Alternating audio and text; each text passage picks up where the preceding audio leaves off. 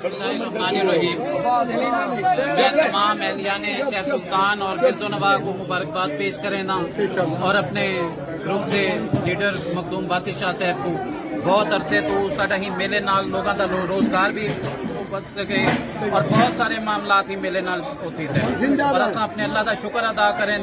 जो साडे पीर की काविश नाल साडे दोस्तों की उनके नाल दुआवां नाल अल्लाह से ये मेले की इजाजत दी है। हिंदे नाल बहुत सारे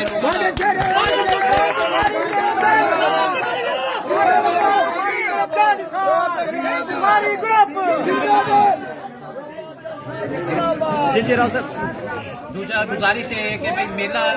अमन का ना है, मेले के वास्ते इंशाल्लाह हर साल थी सी, लेकिन गुजारिश है कि इनको अमन नाल रखो जिवें मतलब तुहाडे बाल अंदे पैन फैमिलीज अंदी पैन हर एक का इज्जत एहतराम के नाल इनको करो और जिथा आए वदे हो असा वाकई इन्हां दी दुआवां इन्हां दी मुहब्बतां अल्लाह से साकू इन्हां दे नेक अमाल ते अमल करन दी तौफीक देवे, आमीन। पासे सही को सेहत अता फरमावे इंशाल्लाह। असा हर हवाले नाल इकट्ठे हों और सारे दोस्तां दी दुआवां नाल उन्हां दी मेहनत नाल मेला थींदा पे और मैं उम्मीद करेंदा अपने अहलियान नाल भाई मेले को पुरअमन बने सन और इंशाअल्लाह ताला जिन्हां लोगों की रोजी है वो अच्छे तरीके नाल इंदे विच रोजी भी करन और अमन का ख्याल रखन।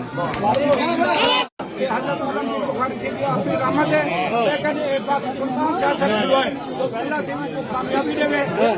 तमाम दोस्त बाबे को जरा उन्हें साथ दे पे उन्हें बाले दी उन्हें दी अल्लाह ताला उन्हें रखे वालदा सदो की सफाई कामला ता शेर सुल्तान एलिया ने शेर सुल्तान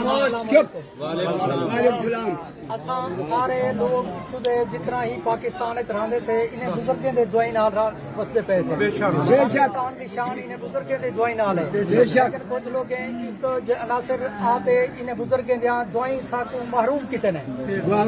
उन्हें दे जरा उर्स मुबारक हन उन्हें को बंद किया होया है, लेकिन मखदूम सैयद बासित सुल्तान बुखारी ने ये उर्स मुबारक और इन्हें दुआई का साकू मुस्तहिक समझते उर्स मुबारक को वला शुरू कराए ने जेदे बुजुर्गों दे दुआई नाल साडे इलाके को रंग लग वैसे बासित सुल्तान बुखारी का शुक्रिया अदा करें से जितना उन्हें शुक्रिया अदा करूँ वो कम है।